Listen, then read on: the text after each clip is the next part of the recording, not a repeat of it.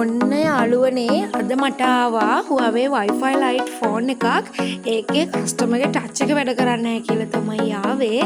ඉතින් අපිට OC glass ගහන්න පුළුවන් නේ. ඒක නිසා මම ටච් එක මාරු කරනවා.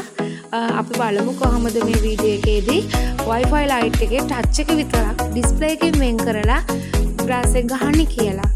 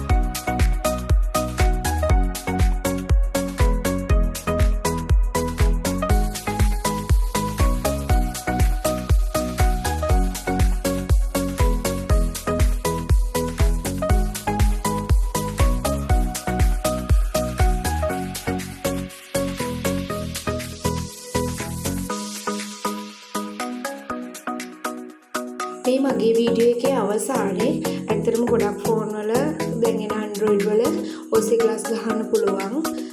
ඇත්තටම ඔරිජිනල් ඩිස්ප්ලේ එකට glass එකක් ගහනවා කියන්නේ කස්ටමර්ට ගොඩක් වටිනවා. ඉතින් මගේ වීඩියෝ එක අවසానයි.